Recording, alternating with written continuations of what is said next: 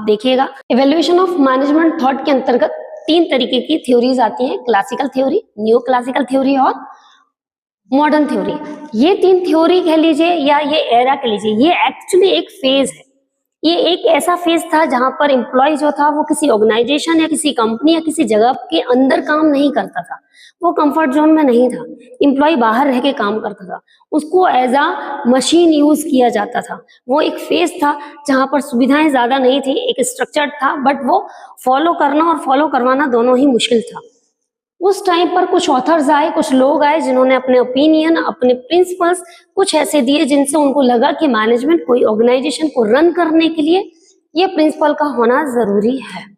तो उनके प्रिंसिपल्स पे ही ये थ्योरीज बनाई गई हैं और उनको नाम भी उन्हीं का दिया गया है। हम बात करते हैं क्लासिकल थ्योरी की। क्लासिकल थ्योरी में 3 तरीके की थ्योरीज आती हैं, scientific management theory, administrative management theory और ब्यूरोक्रेटिक मॉडल। लास्ट क्लास में हमने ब्यूरोक्रेटिक मॉडल को डिस्कस किया था। ब्यूरोक्रेटिक मॉडल को हम डिस्कशन कर चुके हैं इस पर, लेकिन एक बार इसको हम फिर से रिवाइज कर लेते हैं। ब्यूरोक्रेटिक मॉडल वो फेज है, वो एरा है, वो टाइम है जब मैक्स वेबर जो एक जर्मन सोशलिस्ट थे, उन्होंने फील किया कि नहीं, ऑर्गेनाइजेशन को थोड़ा स्ट्रक्चर्ड फॉर्म में होना चाहिए, काम को स्ट्रक्चर्ड फॉर्म में होना चाहिए, तो उन्होंने कुछ प्रिंसिपल दिए। यूं कहिए कि मैक्स वेबर जो थे उनका मानना था या उनका कहना था कि एक ऑर्गेनाइजेशन को रन करने के लिए हायरार्की और रिस्पॉन्सिबिलिटी का एक क्लियर डिवीजन हो, ना कि पर्सनल रिलेशनशिप और फेवरेटिज्म हो। उनका कहना था चाहे वो एम्प्लॉय कोई भी हो, उसको समान रूप से उसके साथ व्यवहार किया जाए और वैसा ही उनसे काम करवाया जाए। मैक्स वेबर का जो ब्यूरोक्रेसी का प्रिंसिपल था, उसी प्रिंसिपल पर आधारित था ब्यूरोक्रेटिक मॉडल। ब्यूरोक्रेटिक मॉडल में अगर देखा जाए, इसके कुछ फीचर्स थे, इन्होंने कुछ फीचर्स दिए जिसमें था कि system of rules and procedures. इनका था एक ऐसा सिस्टम होना चाहिए जो कुछ नियमों पर आधारित हो, हर चीज का एक नियम हो, उसी पर ही चलना चाहिए हर एम्प्लॉय को। फिर उन्होंने दिया डिवीजन ऑफ वर्क, करेक्ट। इनका कहना था कि डिवीजन ऑफ वर्क होना जरूरी है। डिवीजन ऑफ वर्क के भी अलग अलग लेवल थे, किस हिसाब से काम सौंपना चाहिए, क्योंकि इनका मानना था कि काम को अगर बांटा जाए तो हर कोई अच्छे से काम को कर पाएगा। इन्हीं सिद्धांतों पर आगे की थ्योरीज भी बनी है, जो इन सिद्धांतों को भी उन्होंने रेफर किया है, रेफरेंस में लिया है। नेक्स्ट इनका कहना था कि हायरार्की है ऑफ अथॉरिटी होना चाहिए।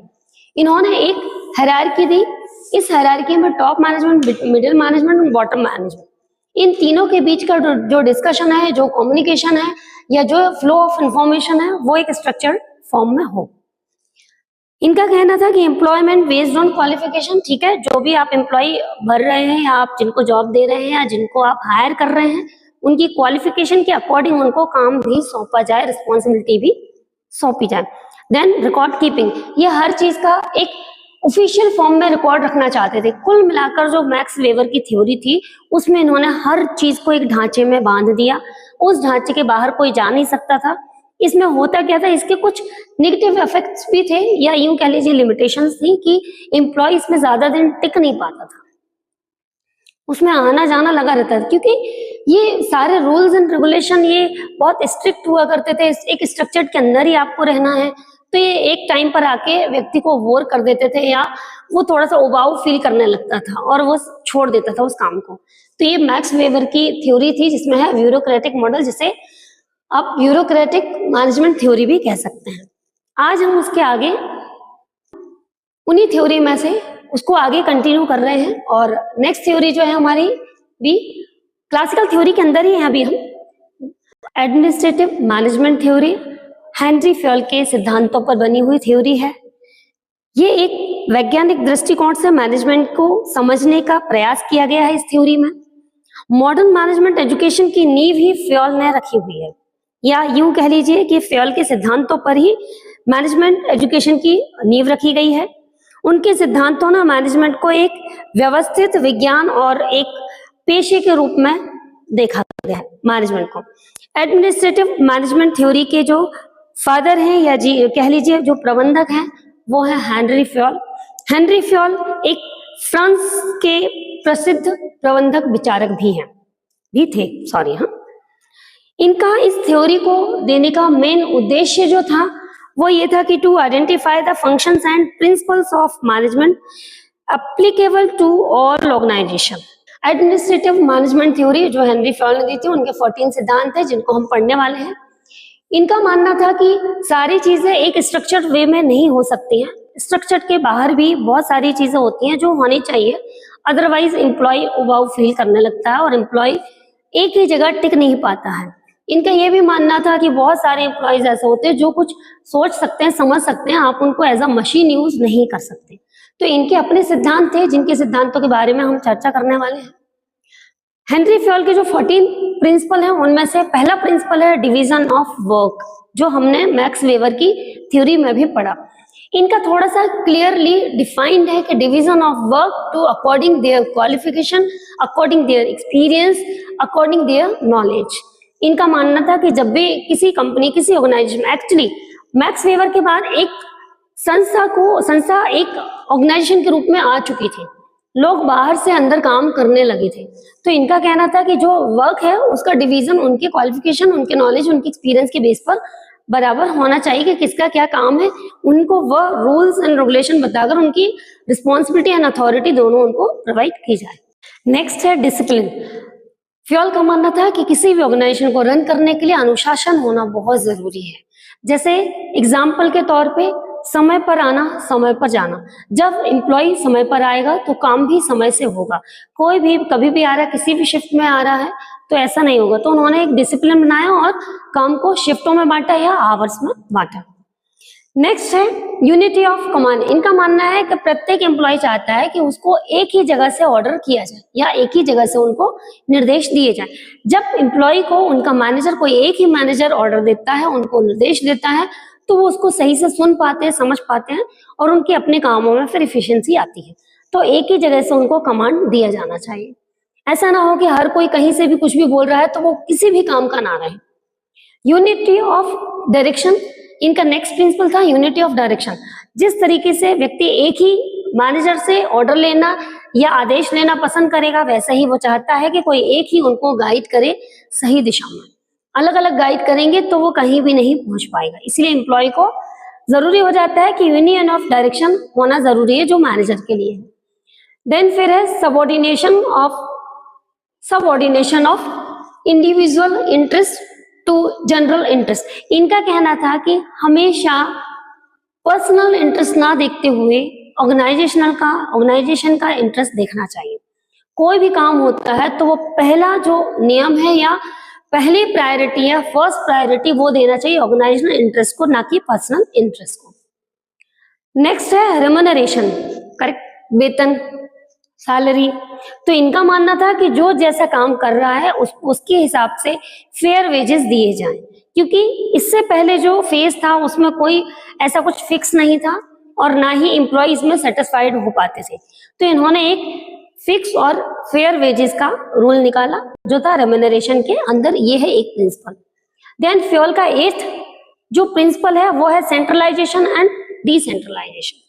सारी चीजों को एक जगह करना। इनका मानना था किसी एक जगह से ही सारी चीजें रन होंगी तो वो सही तरीके से हो पाएंगी, सही वे में होंगी और पूरी कंपनी के या पूरे ऑर्गेनाइजेशन के एम्प्लॉय मिलकर एक गोल को सेट करके उसको अचीव कर पाएंगे।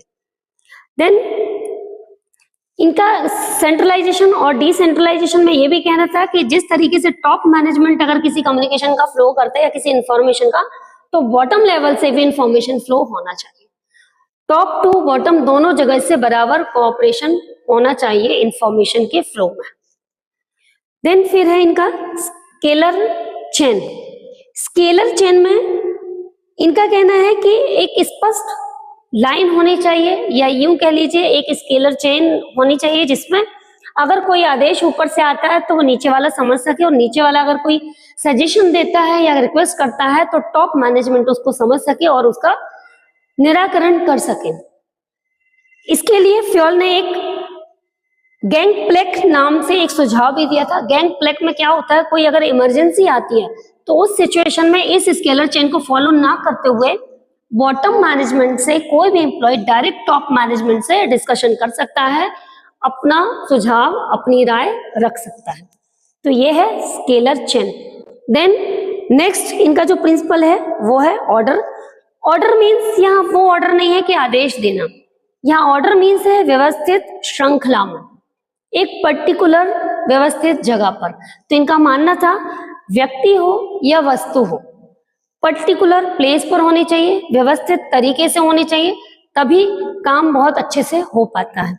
इन्होंने ये भी कहा कि काम करने में सुविधा भी होती है अगर वस्तु सही जगह पर रखी हुई है तो। देन फिर आता है इक्विटी। इनका मानना इक्विटी में यह था कि सभी कर्मचारियों से बराबर का व्यवहार किया जाए, किसी से फेवरेटिज्म उसमें ना हो, किसी में पर्सनल रिलेशनशिप ना हो, सभी एक समान हो। तो इन्होंने इक्विटी का प्रिंसिपल दिया जो आज हम सभी फॉलो करते हैं, और ये इनमें से बहुत सारे सिद्धांत ऐसे हैं जिनमें कुछ इंप्लीमेंट हुआ है, अदरवाइज अगर ध्यान से देखा जाए तो हम इन्हीं को फॉलो करते आ रहे हैं। हेनरी फ्योल का नेक्स्ट 12 जो प्रिंसिपल था वो था stability of tenure of personnel. Actually इनसे पहले जो फेज था उस फेज में कुछ ऐसा फिक्स नहीं था, लोग जल्दी ऊब जाते थे, परेशान हो जाते थे, क्योंकि ना तो सैलरी वेजेस उनके हित में था, ना ही उनके बारे में सोचा जाता था, ना कुछ एक्चुअली है क्या। ये जो सिद्धांत इन्होंने क्यों दिए, इससे पहले वाला जो फेज था वहां लोगों को एक मशीन की तरह यूज किया जाता था, जबकि हेनरी फ्योल जब आए तो इन्होंने माना कि मशीन नहीं है व्यक्ति, मशीन जो है वो ऑर्गेनाइजेशन है, उस ऑर्गेनाइजेशन को चलाने वाले पुर्जे जो टूल्स हैं वो एम्प्लॉय है। तो एम्प्लॉय को थोड़ा सा यहाँ मोटिवेशन मिला था, उसी मोटिवेशन के अंतर्गत इन्होंने रखा stability of tenure of personnel, कि लोगों का बार बार छोड़ना ना हो, नए लोग आ रहे फिर जा रहे, फिर सीख रहे फिर जा रहे, ऐसा ना हो। तो उसके लिए स्टेबिलिटी उनकी होनी जरूरी है। स्टेबिलिटी होती है जब उनको मोटिवेट किया जाए, उनके काम को सराहा जाए, उन्हें सही डायरेक्शन में काम सिखाया जाए या काम करने के लिए उनको डायरेक्शन दिया जाए। तो ये इनका सिद्धांत था जो आज हम सभी फॉलो करना चाहते हैं। और आपने देखा होगा प्राइवेट संस्थाओं में तो स्टेबिलिटी नाम से अब बहुत सारी संस्थाएं जो परेशान हैं, क्योंकि एम्प्लॉय बहुत जल्दी ही स्विच कर जाता है, कुछ सीखता है, पढ़ता है, समझता है, और जब वो उस अपनी पोजीशन पर कुछ अच्छा करना चाहता है या करने वाला होता है तभी वो स्विच कर जाता है, रीजन जो भी हो। तो stability of tenure of personnel जो था ये बहुत अहम है और ये बहुत अच्छा प्रिंसिपल इनका था।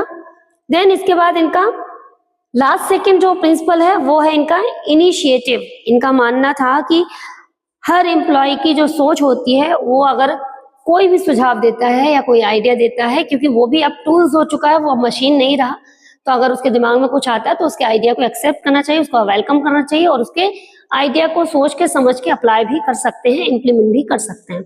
तो इनका मानना था कि हर काम को इनिशिएटिव लेना चाहिए। तो आज इस क्लास में हमने इस वीडियो के जरिए हमने क्लासिकल थ्योरी को समझा। न्यू क्लासिकल और मॉडर्न थ्योरी हम नेक्स्ट क्लास या नेक्स्ट वीडियो में कवर अप करेंगे। फीडबैक जरूर दीजिएगा इस वीडियो के बाद, अगर कोई सजेशंस हो तो वो भी जरूर दीजिएगा। Thank you, have a nice day.